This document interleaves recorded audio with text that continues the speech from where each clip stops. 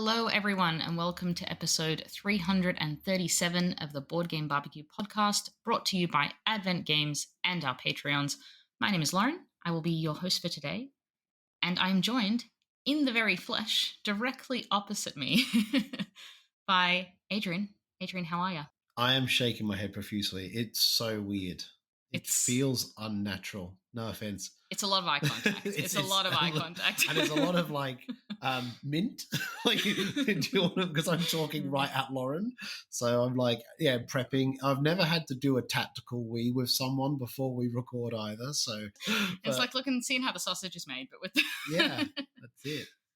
But yeah, I mean, we've had an awesome weekend, past couple of weeks actually, with the game day. Also today with an awesome event that we were able to hold yesterday for our lovely volunteers. Adrian, can you tell me about some of that? It was crazy. We decided to sort of hang out with the volunteers and have a bit of a volunteers day at my place. And everyone who turned up could turn up, and we played a heap of games, and it was nice to sort of get to know some more of the volunteers a bit better because, with time constraints and life and stuff, when we rock up at these events, we don't really have much time just to sort of hang out. For a couple of hours, it's very much like, put the shelves up, get the games on, who's doing the signs, run, get this thing, order your lunch now, we're just busy before those events open. And then when they do open, we're quite busy during the whole day. And then by the time it all calms down, everyone's just exhausted. So it's great to catch up with some of the people that I haven't actually been able to sort of socialize with before. But they really commit a lot of time to these events, and they put 100% passion in. And just a massive thank you to anyone who's ever volunteered at anything that we've ever done in our lives, because without all those volunteers and that massive boost in positivity and commitment and stuff, we couldn't run these events like this. So, that goes for PlayCon, game days, South by Southwest, anything that we've ever been at. So massive thanks to it. Yeah, no, it was absolutely awesome day. We got to play some pretty big games yesterday. You got to play a very raucous game of Ready, Set, Bet, the really nice big version. We did. We got to play Ready, Set, Bet. I cannot remember the name for the life of me. It's Ready, Set, Bet, the something edition. And it's massive. It comes in a huge case filled with poker chips and a massive, huge play mat. And I've played that game now. This is the fourth time I've played that game. Every time I've played it, it's been a great experience. I've really enjoyed it. However, every time I've played it, we've used the app. Now, we only use the app because we've always felt like the restriction for the game is rolling those dice. It doesn't really excite me, if I'm honest. I don't really kind of connect with that as an interesting mechanism because, to be honest, when you roll the dice, everyone looks and goes, oh, it's a 7, move it forward a bit, double 1, that moves this one, and sort of going through the motions rather than actually enjoying. Whereas the app's excitement, and it does a little cheering, and it goes, and they're off, and it does all this sort of stuff. However, one of our volunteers, Lachlan, who just absolute legend of a bloke, lovely dude, is a announcer for wrestling, and he does that all over, I believe, the east coast of Australia. It could be further, but talk about one person changing a game. That guy changed that game for me. I could never play that game again with anybody else because Lachlan did the entire thing by rolling the dice, and I dare not try and do an impression. However, Lauren's really keen to do an impression of it. Aren't you, Lauren? It was just something about the way he was saying it, the cadence. He just kept the game moving at a clip. He was also able to fill the gaps between, jostling the horse if a horse falls down.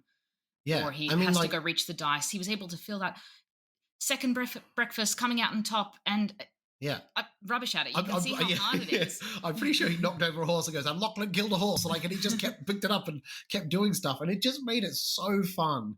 And it was just so great. But how naturally it flowed, and he was able to just fill that time and keep the energy of the race consistently high for the entire time, injected the kind of energy and excitement that game needs to be great. 100%. It took the game for me, which, if I'm honest, it's a very much an event game that you sort of play once and you enjoy it and you get a level of enjoyment.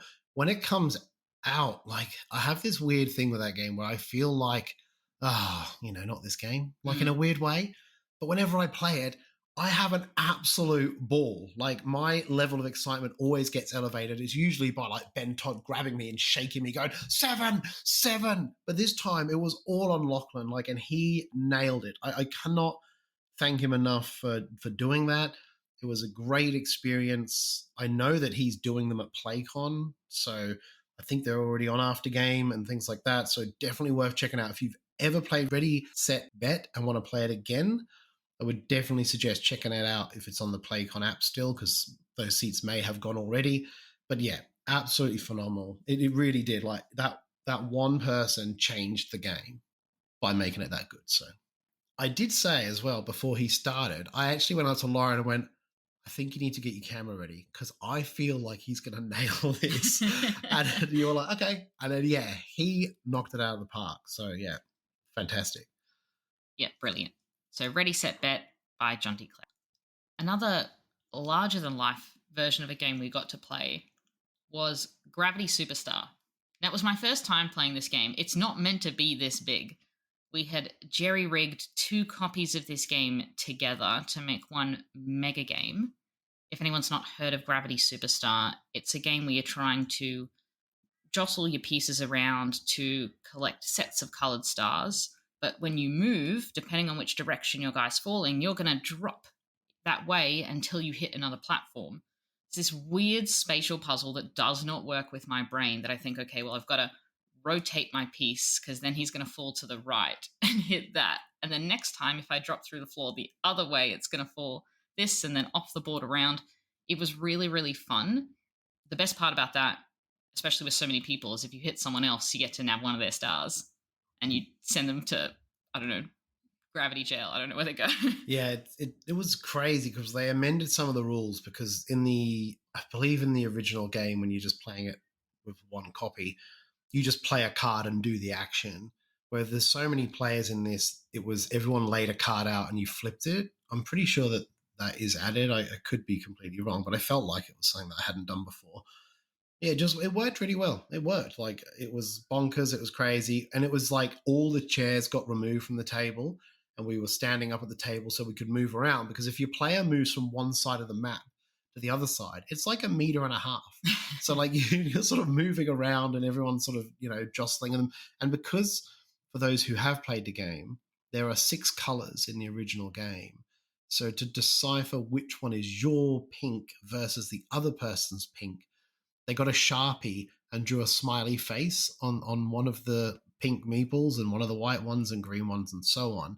So if you ever wanted to play at 18 player, we decided you could just do a sad face on the other ones. But for how much that game retails at, that's a great game for what you get in that box. I was so pleasantly surprised by that. I really, really liked it. Dead simple rule set. A nice little spatial puzzle. And also, we didn't use them because obviously we're playing a 12 player, but in the original game, there are special cards. And the special cards are like, once you use them, you pass it to the player to your left. Ah, gotcha. And it like rotates one of the platforms, so it changes the map. And there's all these other different powers in there as well. So it's good. That's really cool. Great yeah. game. I really like that one. Yeah. And it's like, it's ridiculously underrated. Like it's a game that's like, I think it's on BGA now as well. So you can play it on BGA. Oh, nice. I'm 99% sure it's on BGA. Knew nothing about the gameplay. I'd definitely seen it kicking around in a bunch of game stores, but never really thought anything of it. But everyone who I'd mentioned it to that had played it only had good things to say about it. I don't think anyone's like, oh, that game's rubbish. Yeah, no, it's good. At the Brisbane Game Day, we got to sit down for a game of Circadian's Chaos Order. Now, this is a game you've played a few times now, but definitely one that I think it's the case for both of us. Every time we've revisited it, we've had to relearn this game.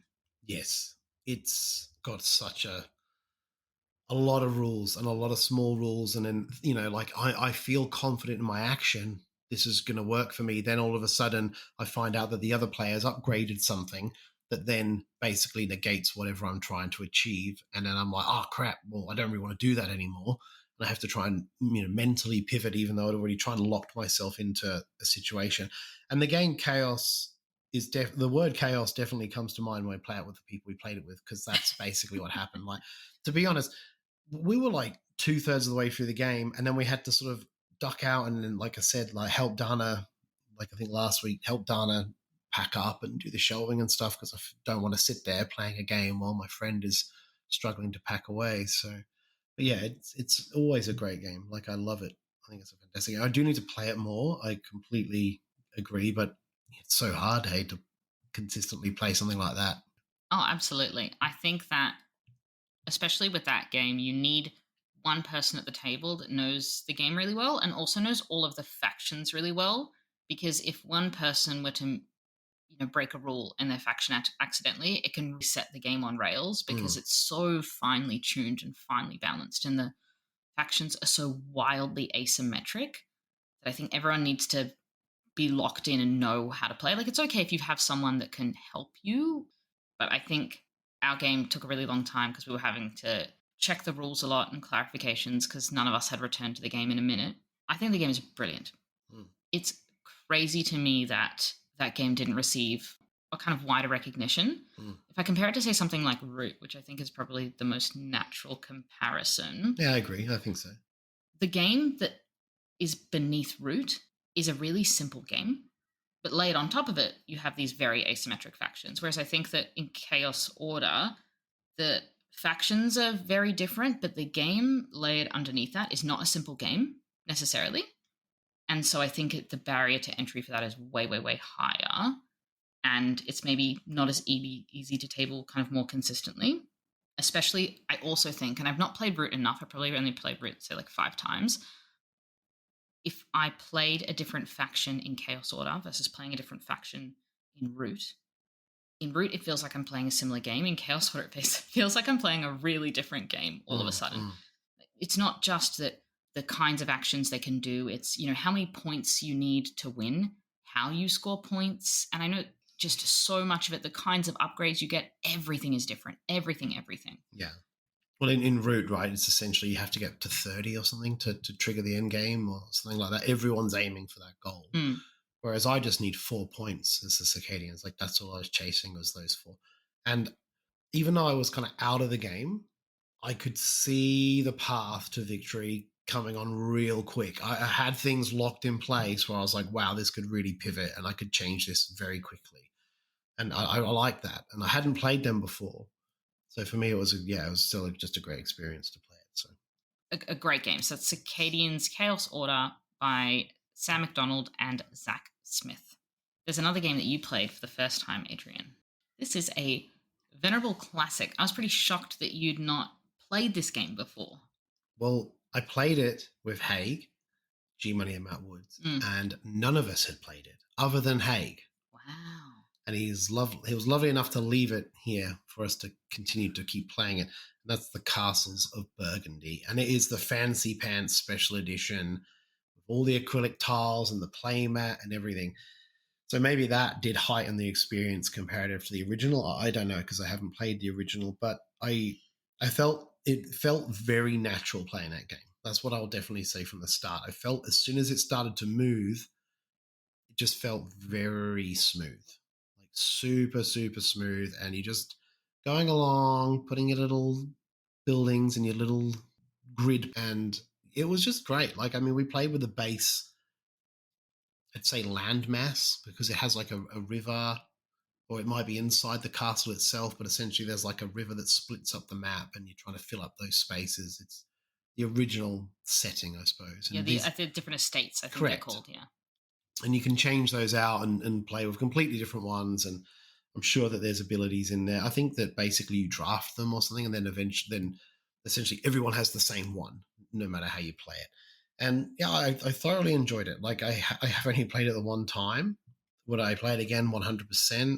I thought the gaming was very interesting. It was very thinky. The scores in the middle part of the game we were really like jumping over each other and jostling for that sort of first position until Haig ran away with it at the end because he kind of knew what he was doing more than we had because he played it a few times. But yeah, it was a great game. Like it's phenomenal if I'm honest. But it's very like non-cutthroat Euro, doing your own thing, building out your little base, and that's how I felt about it. So Really, I think that game can be so cutthroat.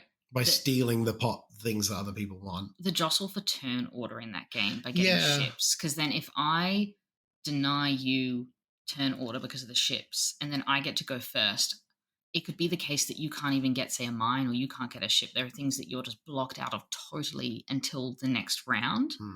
And if that then stops you from connecting to the part of a state that you need to get the next castle, which gets you another action, I think that there are parts of it that can be really bitey, but maybe more so in people that have played it a lot, and maybe more so in the 2-player game. Yeah, and you've played it on BGA a lot, right? Yeah, so I think that when you start to play those kind of games on BGA, that's when all that kind of the ability just to be absolutely cutthroat has no emotion involved because it doesn't matter, right? Because it's just it's like you're playing a bot.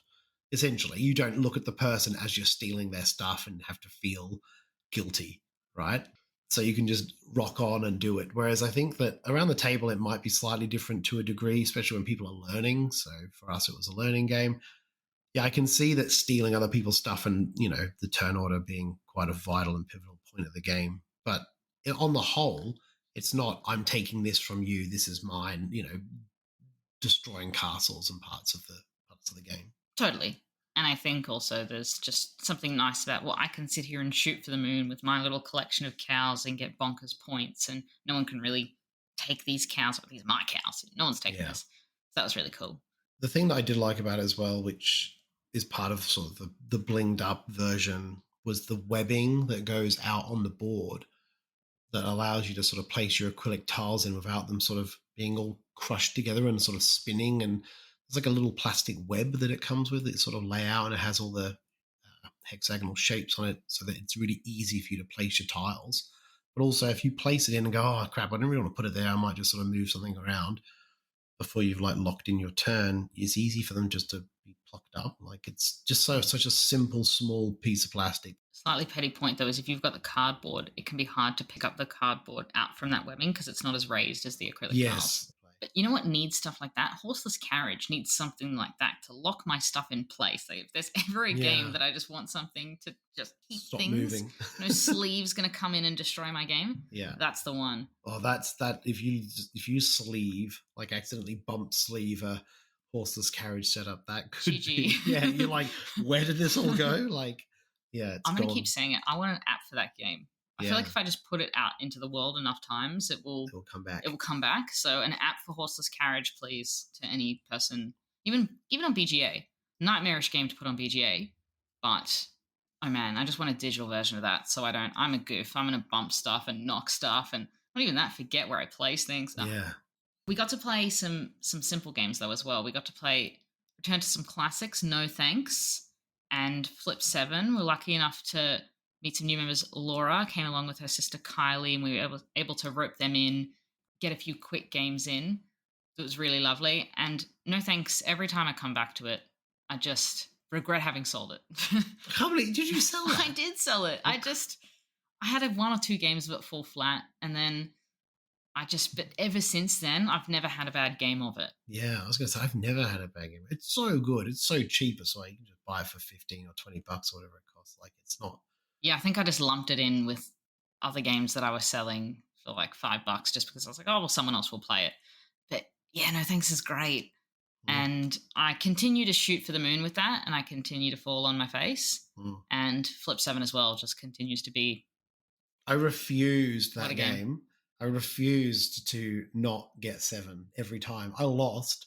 I think I might have scored like 80, but like that was in 1 round or something like that. I was really behind. I was on 0 for like the majority of that game. I think you got all of your points in 1 round. Yeah. Outstanding. I refused. I was like, I don't care. It's already too late for me. The only way to win this is getting a ×2 and a Flip 7. So just keep churning them out and try my best. So. Yeah, and I think it was Kelly and Yan with other people we were playing with, and Kelly was the same. He never panned out. Never panned out. It never does. One more little game that I wanted to talk about before we jump into a game that you and I just played. Yeah, we did. We just played it. But before we jump into that, one other one I did want to mention, which, gosh, did my head in, was Bear Raid. No one else except Ryan Courtney is calling this a party game. There's no other person on the planet. Ben Todd and Ryan Courtney are the only 2. I'll give it that. There's 2 people, so it's a party of 2. This is a stock manipulation game with a little bit of hidden information where you just kind of investing in companies, trying to take dice and withhold or place dice that are going to change the values of those stocks, either tanking them or jacking up the price. I will say, I've watched The Big Short 3 times. I've had Margot Robbie explain to me how shorting stocks works. No clue. I do not understand that. I feel like if you're a finance bro, maybe you just get that part straight away. I do not understand how that works. It just, a part of my brain cannot understand stock markets, stock manipulation. It makes me feel really dumb where I just don't understand how that stuff works. So because of that, I think the learning curve for the game was a bit steeper. But once we were into it and I got a sense of seeing how the prices manipulated, it was pretty fun. I could see how you could stuff people over hugely, be a massive jerk in that game, and just pay attention to what other people were doing and tank their stocks, because that was the thing as well. In order to be mean in that game, you had to be paying attention to what other people were investing in and buying out of. And that was just I didn't have the headspace to even do that.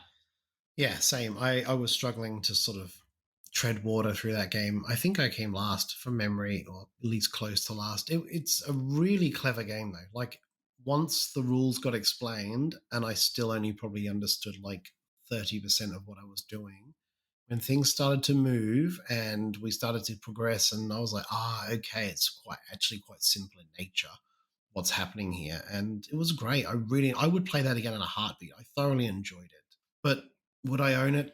I don't know. I felt it was good at 6, like with the max player count. I think that I enjoyed it with the chaos of not being able to track everything and keep control of everything, because essentially you cannot control all parts of what you're invested in.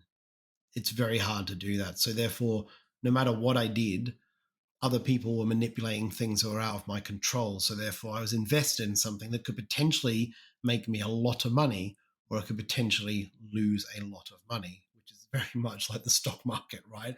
You're invested in something, you're just hoping it goes up. But when it starts to go down, you're like, well, I can't do anything about this. Oh no, I'm going to have to ride this horrible wave into the negatives.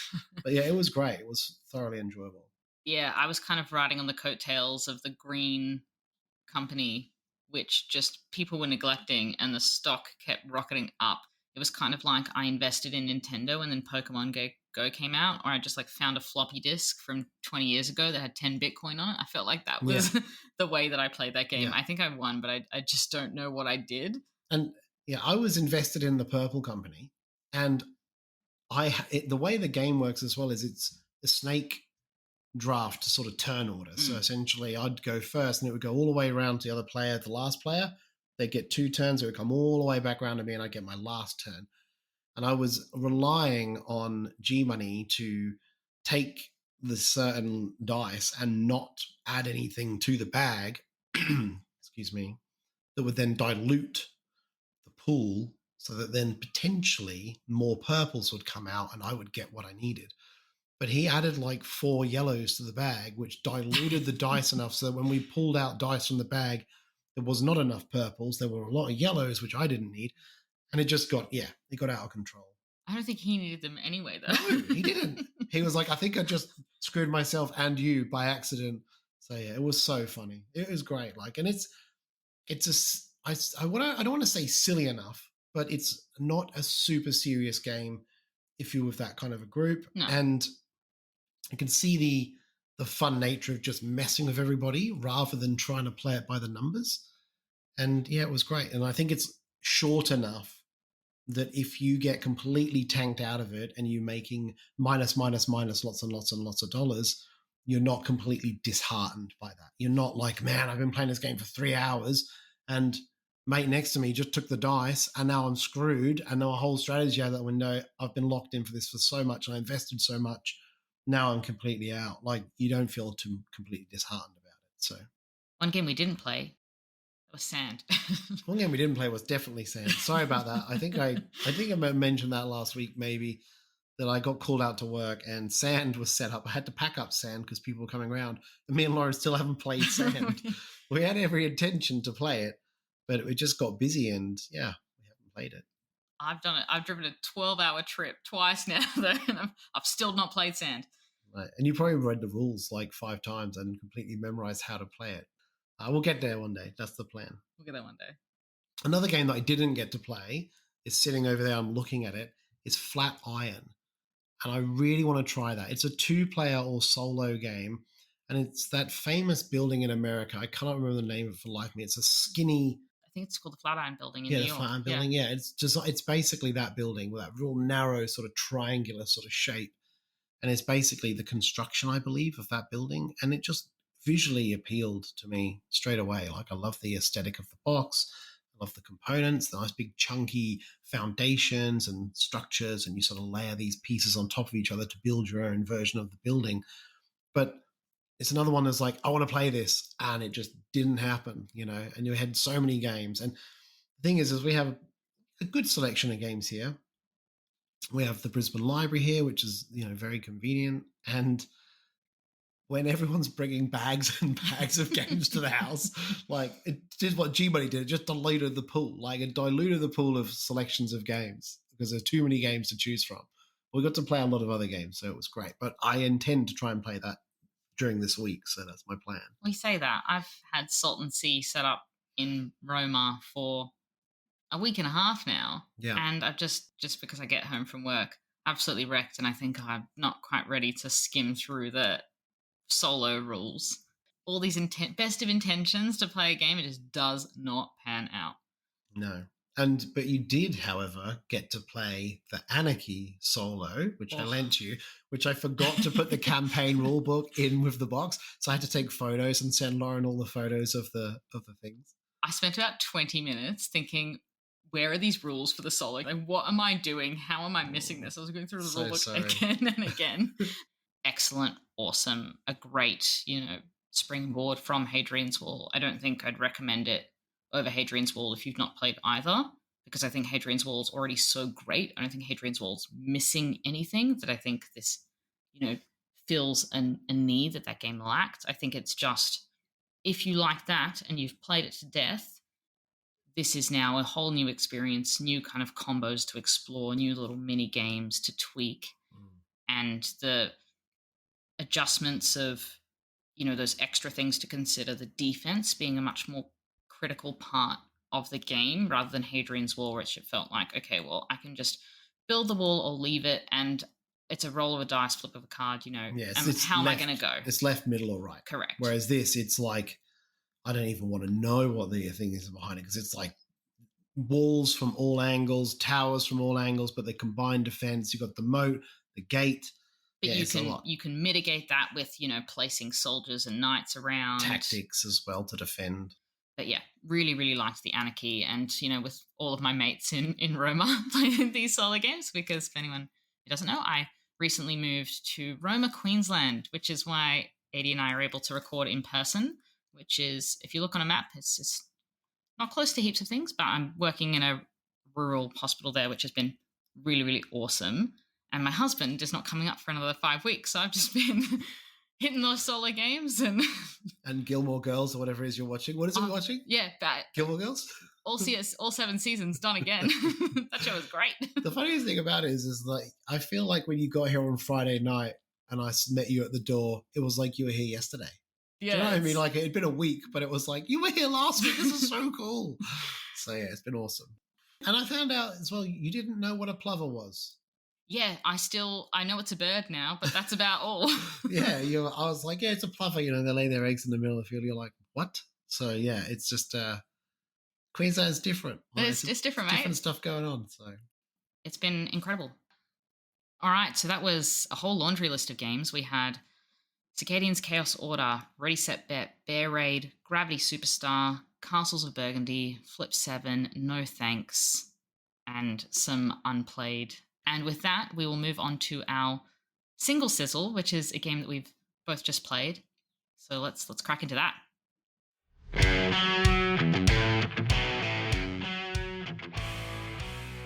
Would you like to win a 3-day pass to PlayCon 2025? Well, you can by joining Behold Games Group on Aftergame, attending a meetup event, and post or join a game which actually runs and sign up in store. At Behold Games, you'll find friendly service, great suggestions for games, unique games, and also can make special orders. There's board game meetups weekly and once a month on Sundays for longer game sessions. There's a great range of RPGs available and our weekly community RPG one-shots. You can also learn to play Magic at Sydney CBD's newest WPN premium store. There's also Learn to Play sessions for Disney Lorcana in play at one of the weekly league events. For all this and more, go visit beholdgames.com.au, and thank you to Behold Games for sponsoring PlayCon 2025. So this is a game that I've wanted to try for quite a while. Ever since it was released, it really intrigued me, and it's the Gest of Robin Hood. Now, I do not play coin games. I'm not a massive Root fan. Like, I enjoyed the game, but I've probably only played it same sort of times as Lauren, 4, maybe 5, just to sort of fill in a gap whenever they need a fourth player for it or whatever. Always enjoyed it, but it never sort of grabbed me. And ever since Def's talked about coin games, I mean, and even Mitch, big coin game player, the other ones, I have had the opportunity to have one. I've borrowed one from someone, I think it was Cuba Libre, and I tried to look at the rule book, and what a fail. Like, to be honest, I felt like I was reading the Bible or something. Like, it was just plain text everywhere. It was so overwhelming. I don't want to use it as a crutch or a handicap, but I'm going to do it anyway.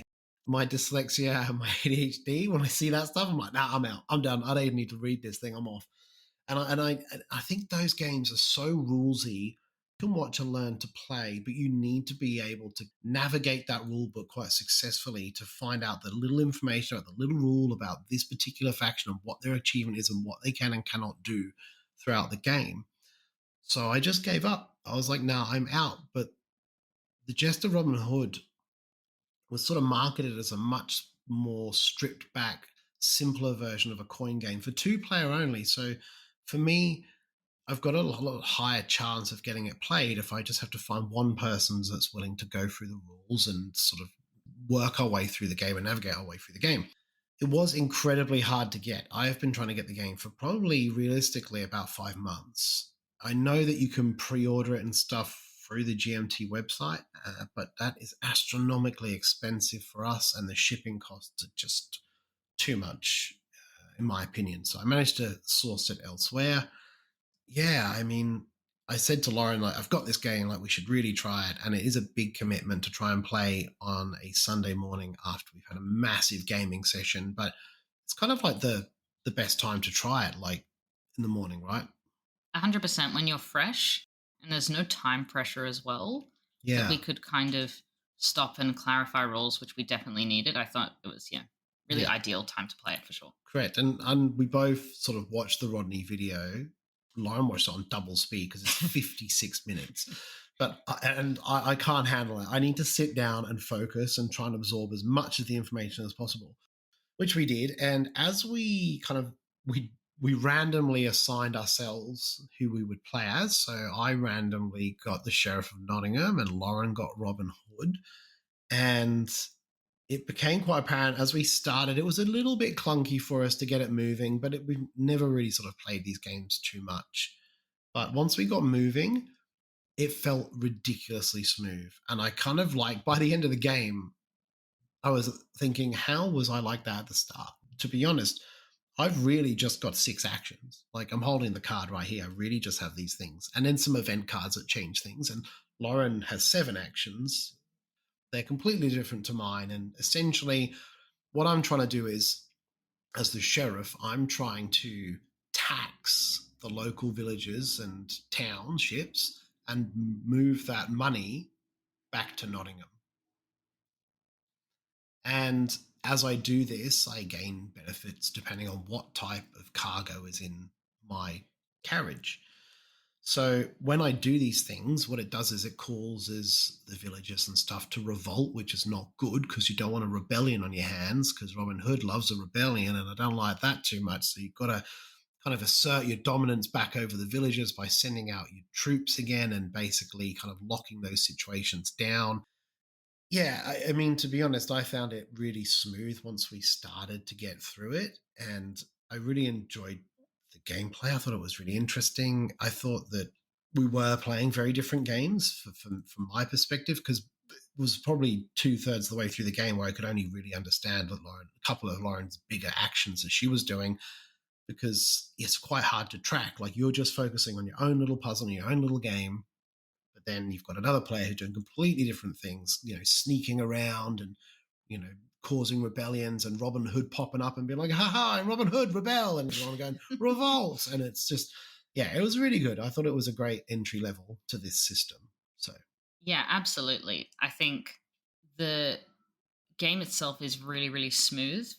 I think that as you've played it more and more, how you play the game would evolve, because I think that I was the same as you. I didn't really know what your actions were. I had a general idea of what you could do, but I wasn't thinking, oh, well, he could do this specific action, which would correct. undermine me. And so, because I wasn't thinking about that, and because I also didn't know what was in the event deck, really, which we'll come to in a sec, I was just focusing on what I did. Mm. But I think that as you played that game more, the kind of the tactics and the strategy would get, there's a super high ceiling for it, I feel, in terms of how much you would need to consider.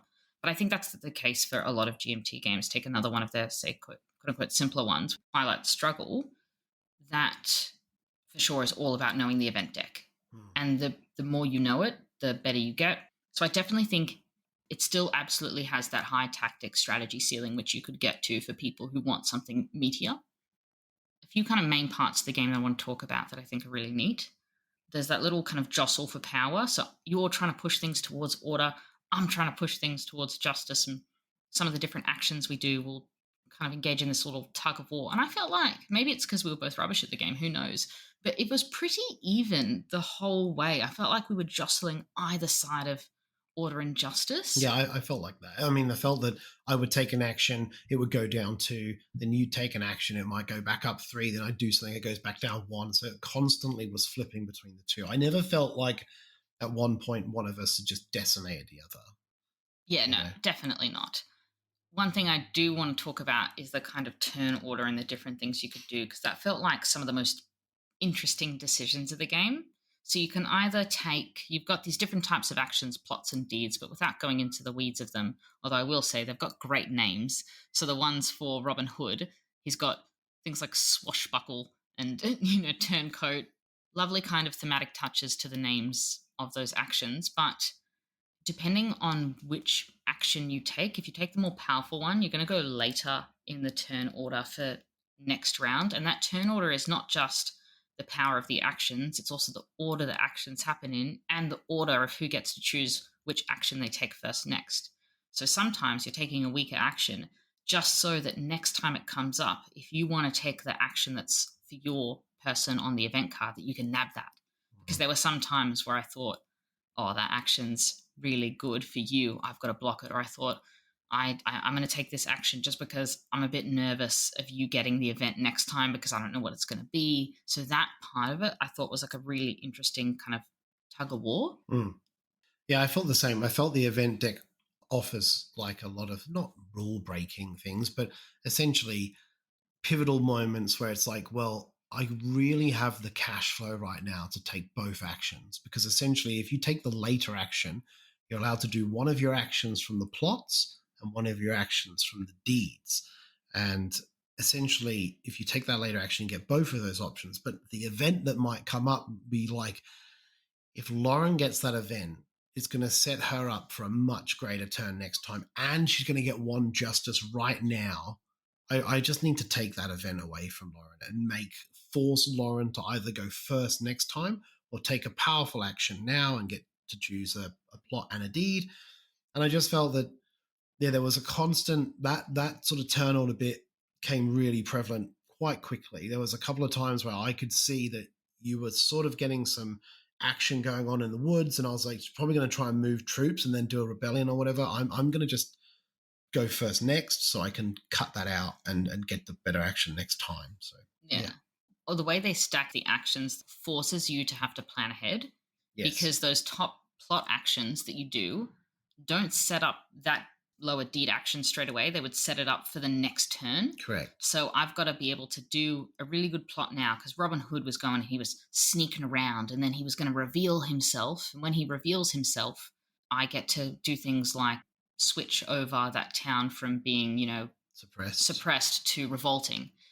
And a lot of what makes Robin Hood's part cool is you've got these merry men in Robin Hood, and they're all kind of hidden. And Eddie was trying to reveal them and sort of find where Robin Hood is, because once he would reveal them, he could arrest them. But for me, I needed them hidden, because that was how I, did my sneak attacks. I would have to come in and Robin Hood would be hidden and he was revealed. And if it was a place that was already revolting, then I got justice, because it's Robin Hood going in and going, yeah. I'm the king. I'm cool. Let's go. Let's kill them all. I still imagine the little fox Robin Hood, though. 100%. I mean, I put a gif in of the Sheriff of Nottingham as the bear from the thing, where he's taken the money out of the old dog's boot, like out of his broken leg, like just shaking the coppers out of that. I felt like the game was thematically great for me. I felt like it really worked as a Robin Hood, Sheriff of Nottingham type game. Yeah, I just was blown away by it. The components are good. The cards look fantastic. They have this sort of real stylized look to them. Everything worked really smoothly. The cards are very easy to understand as well. There's not like a heap of symbology or anything either in the game. There is a lot of text, especially in the rulebook. So for me, the rulebook is still quite difficult. It does come with 3 rulebooks. Now, that sounds terrifying. When I opened it, I was concerned. But for me, if I look at it, the one's a rulebook, and then one is like learn the game or learn a strategy, like learning a strategy type thing. So they've broken them up into different books to try and help people, like, okay, well, these are where all the rules are. This is all I need for rule clarification. This is just some sort of fluff about history and stuff. That's awesome. And then this is essentially, this does this is what happens, then you do this, and this goes to there. However, there were some like minor rules information in the sort of historical book, which I found a bit jarring, because I was like, oh, there's like some like random rules in this thing, but maybe they're also contained in the rule book. I want all of the rules in one place, and then all of the flavor and history somewhere else. I don't want to have to be digging between flavor, historical information, which, for some people is going to be really interesting. And I think they did a nice job to do nods to the historical elements of it in terms of the mechanisms. But I agree, just all of the rules in one place. And I found the rule books completely unwieldy.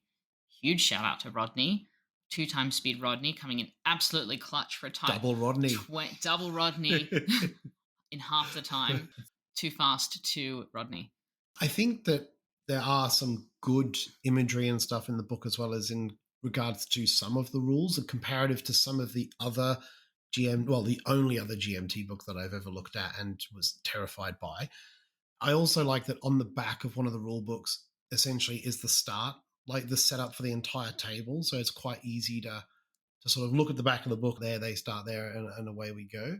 And then the screens as well that hide the information have everything in there that you need to know, which I also find quite useful. And even though, like, as you're sort of playing it and you're reading this information quite a lot, that gets a bit overwhelming, but a lot of that stuff you don't really need to know. As an example, for the travelers that essentially Robin Hood can rob when they're on their way, like, traveling from town to town, Robin Hood can rob people.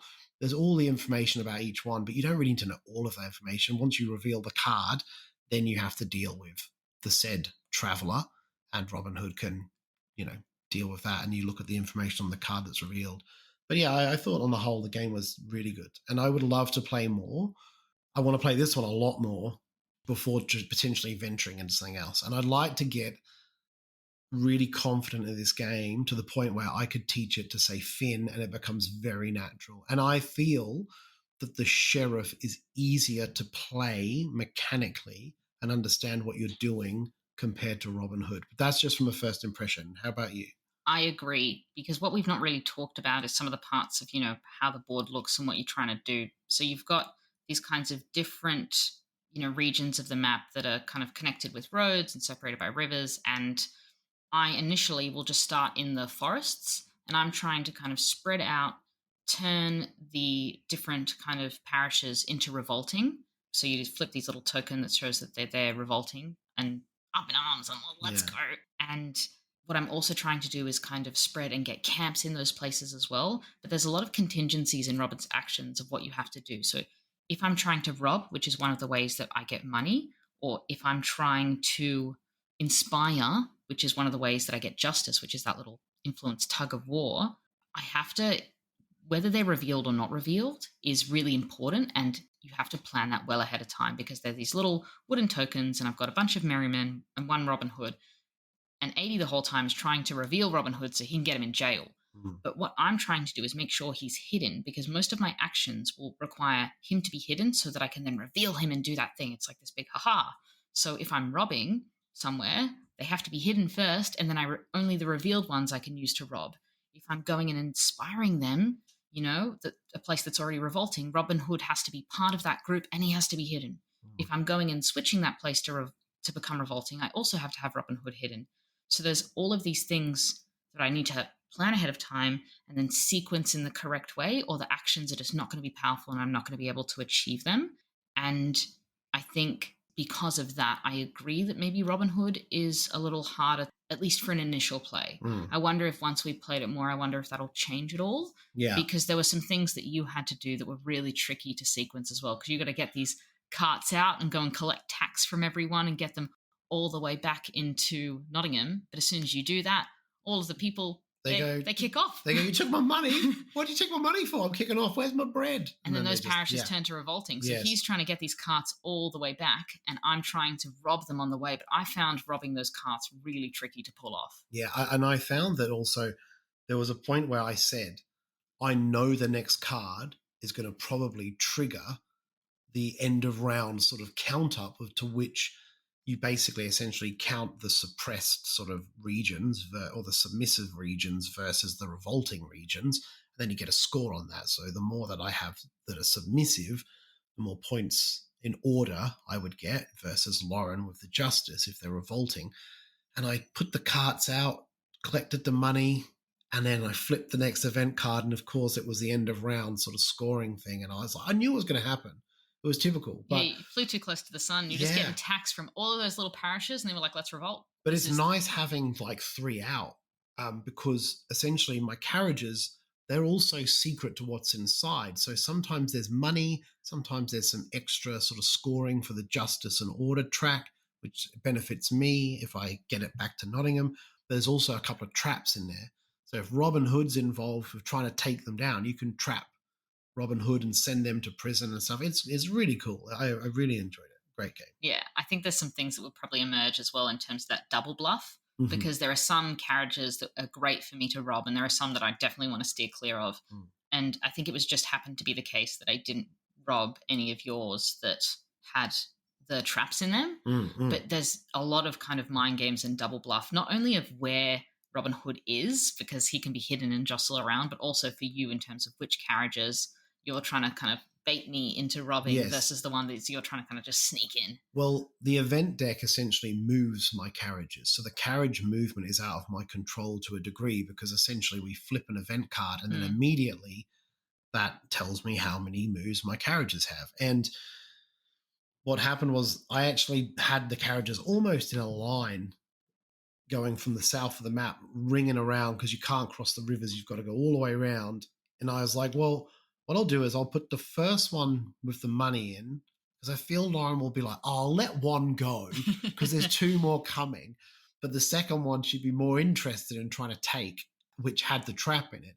However, I pulled out an event card that allowed it to move 2, which it then bypassed her units anyway. But yeah, it's really clever with that. Like you could get away with some crazy shenanigans with mind games and things like that. And I didn't get a lot of the carriages out because I found it quite hard, and I found money quite tight, and essentially not all of the actions, but the majority of your actions cost you money, and they feel expensive. You kind of sit there like, and we actually shout out to Garfield Games, took the metal coins out of the Paladins box and used those as our currency because they just jingle jangle much better. They can, I think they help you think. Like you can fiddle with them and they kind of like a sort of therapeutic thing where you're just sort of clinking and clanking them. The World Series of Poker. What are they doing with those chips? Yeah. They're playing with them. exactly. And they're not cardboard. No. They've got nice fancy ironclays or whatever. So yeah, anyway, we used those and it just felt better. Thematically looked quite similar to the coins from the cardboard print. And yeah, I felt that it was always tight. And actually, I feel like if I hadn't have done that move, which I had caused that revolt of mass to happen at the wrong time, I feel like I could have potentially taken it. I think that was a huge thing that swung it just in my favor. I think if not for that, you would have taken it for sure. Yeah, it was it was like 1 point, right? Mm-hmm. Like you ended up on 1 justice, and that was the win. If a player ever gets to, I think 5, 6, and 7 of either side of the track, if it's justice or order, I think that triggers the end of the game anyway. Once you get to the flip of the cards of the King's Inquisition, which we didn't go into, but those end of phase almost things that are seeded in the deck. So it can, if someone's running away with it, it can end way earlier. It's not going to drag on if someone's completely dominating the other person, which I think is a nice rule as well. Be cut shorter. If you played it a couple of times, I think an hour and a half or less, you're smashing this game out. So that is A Gest of Robin Hood by Fred Serval and published by GMT Games.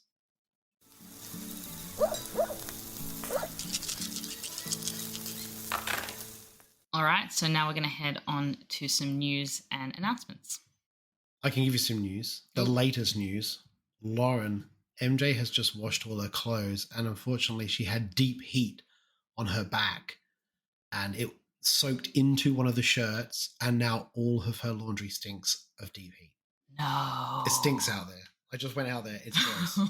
So she's devastated. So anyone that knows how to fix that, at her in the Discord, I'm sure she'll figure it out. So I will say though, I do associate the smell of deep heat with like wonderful relief. So yeah, but maybe you don't want to smell that all the time. It's kind of like how I associate the smell of pool chlorine with hot chips, because I used to have hot chips every time I had swimming lessons as a kid. Okay. So I can weirdly salivate when I smell chlorine. It's like, for me, it's sun cream and Spanish holidays.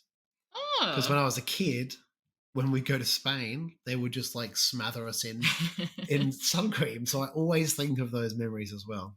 So. And then also, if there's someone blows out a match, it makes me think of birthday cake. Yeah, that definitely happens. For sure. So, but other than that, we have some real news. So PlayCon 2025, everyone knows it's sold out, but we actually have some pins now available, including the charity pin, which Sam Phillips designed. It's sort of all around that same sort of stylized look of the 2025 logo that he did and everything. And we also have Aftergame live. So people, please start adding your games in, start booking into the games, the panels. We have everything going on in there. And yeah, just check it out. Some stuff might be sold out already, or some of the stuff that has spaces that are limited. But we were very graced that someone like basically designers put in their time and are willing to sort of teach some of their games. I know that there's a couple of people on there that are doing some play tests for games. So yeah, some big names in there, and yeah, we really appreciate their time and effort. So a bunch of event style games that are coming up. Well, we're doing Flip 7 30 player. Like, I know that, I don't know if we can talk about it or not. I'm sure it's fine. No, I don't care. But it may have already gone, but I know that we're doing a Magic the Gathering sealed draft type game. It's a really good intro into how that all works. There is a charge. I think it's $30 to sort of cover some of those costs. But I know a lot of people have never done it before and want to try it. I know people that absolutely are diehard fans of the entire experience that will be jumping in and still doing it because it's a great way to spend an evening on the Saturday at PlayCon. Yeah, so we're just trying to do a few different things. There's paint and take. Like, there's a bunch of stuff. So check out Aftergame and just jump in on that. And yeah, hopefully we'll see some people there and have some fun. Yeah, but also add your own games. Yes. What games you're bringing to PlayCon, put them up on Aftergame. People will sign up to the event, join in on your games, get them played. I know that Lauren had a crazy idea of adding Cuba Libre for us to play at PlayCon. Let's go. We're looking for a third. We're looking for something crazy and a third, yeah. So yeah, I don't know. There's lots of games on there, and that was one of the really successful things from last year. A lot of people adding games on there, looking for people to play these amazing games with that they might not get the opportunity to play with at home on the regular, or they might even have just learned the rules. So they're like, oh, I really, really want to play this with a bunch of people that haven't played before, or even you can put on there that you're looking for players that are, I would say, not skilled, but seasoned players of the game, and test your wits against people. I know that Jules and Joe at the last game day had a session booked, and they played a game of Root a couple of game days ago with other seasoned players, and they had an absolute blast because everyone knowing the rules and everybody having that same kind of feeling and vibe about a game, and sort of testing your wits, I suppose, against other players. People enjoy that. I mean, go for it. So yeah.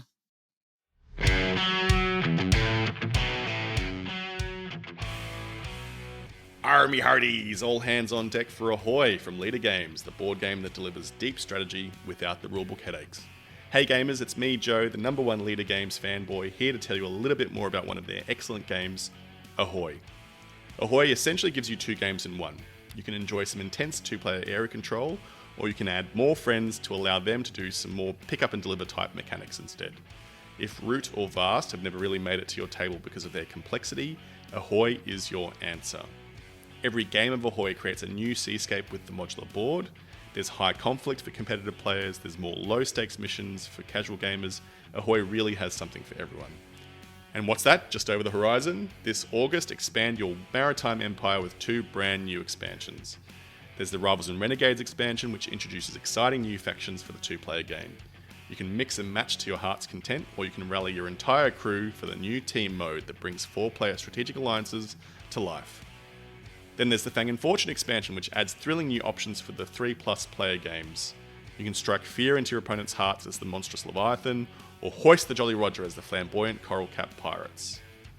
Ahoy! From Leader Games, where strategy meets accessibility and every game tells a different story.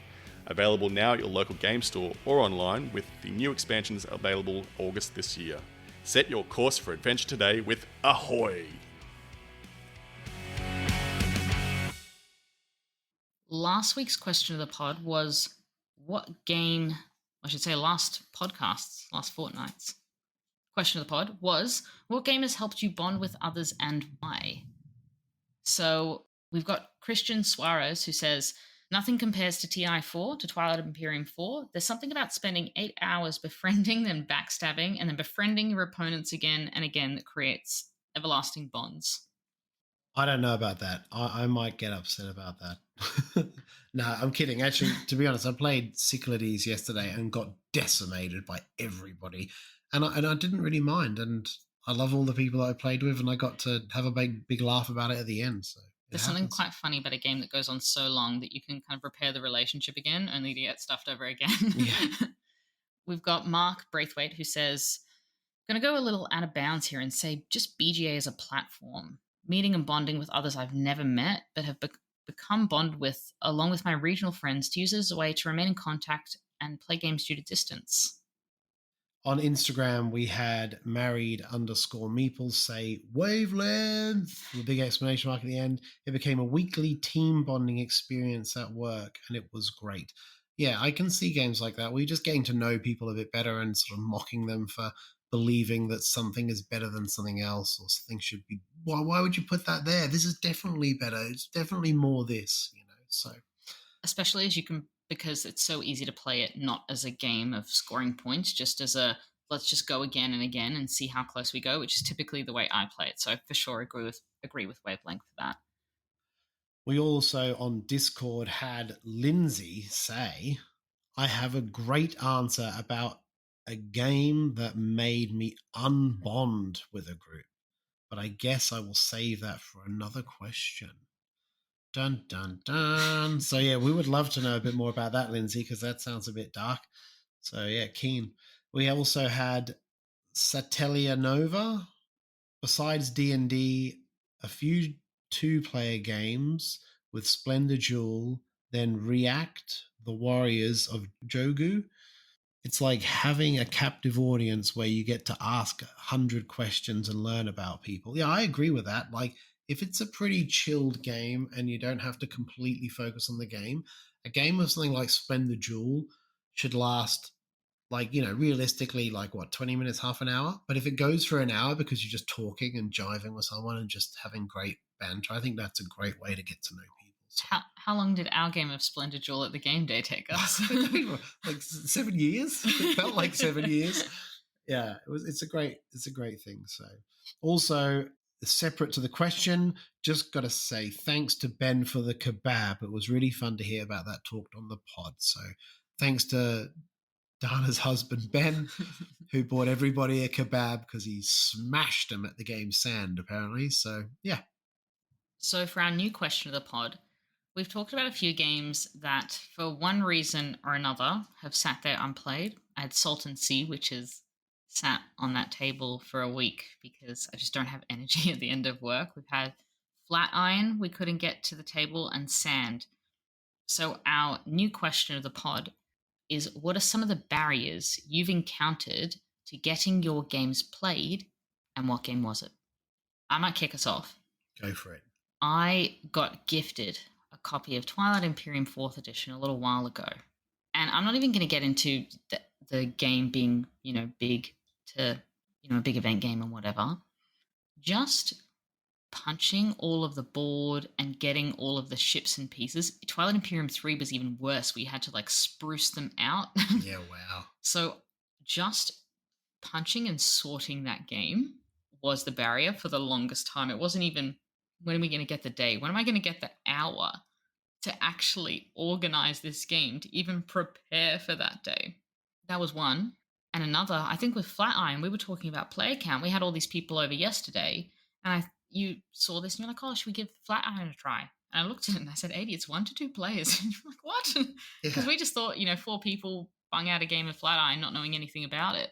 So I think those are 2 that come to mind recently. I've got some more, but are there any that pop into your head? Yeah, mine would be Dune, the original Dune. Like, that was an old oath when we were doing oaths, and I really kind of have this. I mean, I feel like I'm letting poor Matt Woods down, but I'll be brutally honest. I feel like I'm not obligated, but I really want Matt to play it because I believe he will love it. I believe he will find it such a great experience that I kind of want to give him that experience, if you know what I mean. So I still intend to do it at some point. It's just that I feel like for the proper experience, you need the 6 players. And just like some of the games we spoke about earlier, you need like a DM who knows the game, who, when some weird rule comes up and you're like, does this mean you can do this or that? The DM person can be like, no, you can't do this. And they go, okay, cool. Not page after page looking through the minorest of like, oh, it's in section 29B.2. You actually can't do that. Like, that wastes another 5 minutes. Or it's a common problem. I say problem. It's a common thing that happens with some of these heavier games where someone will say, oh, just take your turn. What I'm doing is not going to affect you, but I need to look up the rule. And then they're looking up the rule. And to me, I don't mind that happening because I do it plenty and we all do it. But I feel like for a game like Dune, it takes you out of the moment. Like, it takes you out of that thematic sort of experience of playing that game while you're trawling for a rule. And then someone goes, yeah, actually, I was right. I'm going to go here. And then someone goes, oh, actually, I was going to go there, or something like that. I just think that that's a big one. And the GMT games, like, I mean, it's more for me, the rule books. Like, I struggle with the rule books. I have to be really in the right mindset and patience, and 4 cups of coffee ready next to each one so I can just keep drinking and not moving and read, because I find it very hard to struggle. And when it's all text and I don't have an icon to associate with that text, I find that quite difficult. So, as an example, like the run the turbine action in Barrage has that icon. So as soon as, okay, well, that's the icon. I know what that means. Every time I see it, I know what it means.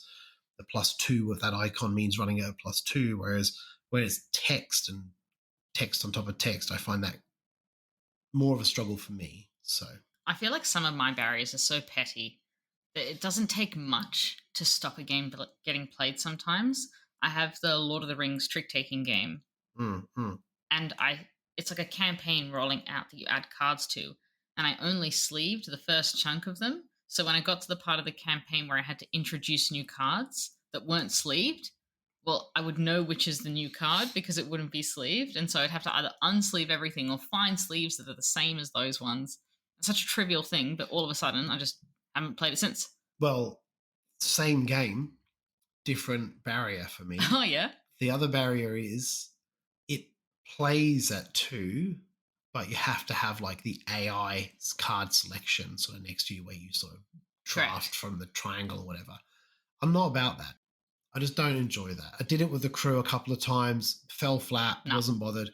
I would happily wait and play it with 3 or 4 so I don't have to have that as a thing. Same in Mini Express has the same thing. If you're playing it at 2 players, there's essentially an AI bot, but it doesn't feel bad. It feels fine, but for some reason, with the crew, with sort of trick-taking games like that, where you have a selection of cards to the right which you utilize from, I just don't enjoy that. So that's a barrier for those kind of trick-taking games for me. So. But it doesn't matter what we think. We want to hear what you think. What are some of the barriers you've encountered to getting your games played, and what game was it? Now, if you want to support the podcast, you can always go to patreon.com/boardgamebarbecue to get access to all sorts of exclusive shenanigans that we record just for our Patreons, as well for not PlayCon this year, unfortunately, but PlayCon next year. We run exclusive events, exclusive Patreon party just for our wonderful Patreons. So if that's something you want to be a part of next year, then you can always support us that way. But there's loads of other ways you can support us, just telling people about the podcast, telling people about our events, going on Apple Podcasts, Spotify, leaving us a review, giving us a rating. It helps heaps. Also jumping on the Board Game Barbecue community, whether that's Facebook, whether that's Instagram, Discord. There's always stuff going on. The Discord community, we've had new people join this week, and it's such a wonderful, welcoming community to meet people, to play games. They ended up at my house. To have a team. Like, yeah, people join the Discord, and then just we're at Adrian's house. That's a yeah, it's funny. It's great like that, though. I think that's what the community is about. Just everyone hanging out and getting to, talk rubbish, share your pictures, share your stories. Yeah, it's great. 100%. So any way you want to support us, we'd absolutely love it. All the links are in the show notes.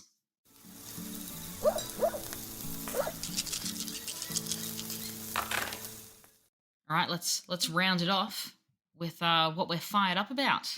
Mate, I'm fired up about lots of things. I am fired up about Flat Iron. I'm going to play it hopefully at some point this week. It's 2-player. Once I get my head around it, I can show it to Finn. I'd like to play the Gest of Robin Hood again. I'm probably going to play that with G-Money or someone who's available to sort of really get some sort of play time into that game. And also Panda Spin arrived this week.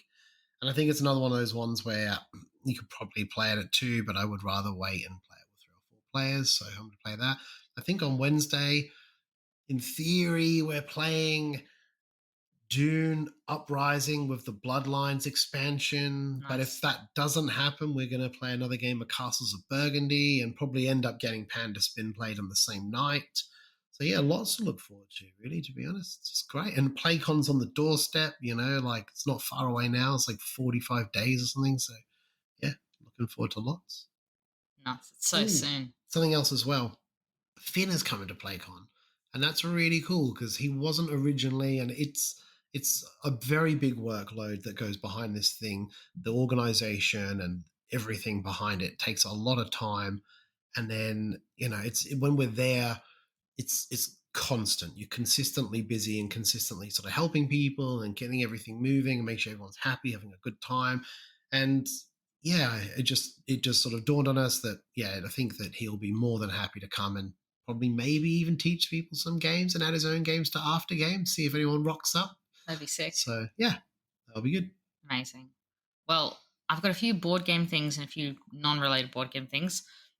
For anyone who knows me knows that I'm an avid basketball fan, and my team, the Minnesota Timberwolves, are in the Western Conference Finals in back-to-back years. So we've made the Western Conference Finals. We're versing OKC, so those games are going on at the moment. So I've been really, really amped just to support my team because they've been rubbish for so long. If anyone's ever supported a sports team that have just garbage, as soon as they're doing well, it's just really, really exciting. It's really invigorated the fan base. adore basketball, so that's just been really awesome. And James has gotten into basketball this NBA season, and we've been watching all of the games together. And because, he's in Sydney still and I'm in Rome, it's just been a really nice way to kind of have something to do together. And I've not watched game 3, so I'm going to go, look at that, and hopefully we've done well. So I've just been really enjoying that, fired up for the rest of the NBA season. Playoffs are so exciting. Another thing that I'm quite fired up about is the rest of this Anarchy campaign, this solo campaign. I'm just really excited to tuck into that. I've got the book now. It's going with me to Roma. So yeah, I'm just really excited to see those. I'm super excited for PlayCon.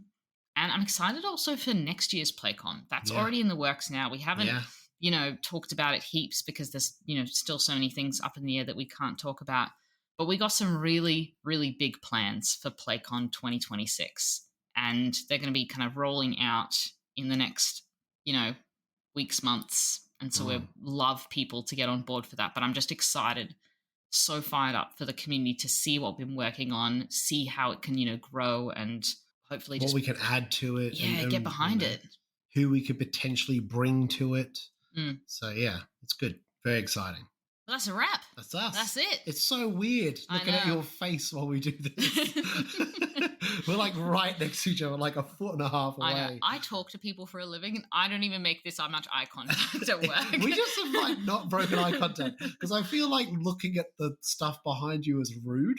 Do you know what I mean? Yeah. It's strange, but it's really good. But it's really nice. It's been great catching up. It's been great to be in Queensland, that I can just, pop in for a weekend. That's been awesome. And it's been great to play some games again. It's been a minute. Yeah. But yeah, thanks so much for listening, guys, and get out there and play some games. Good night. Bye. See ya.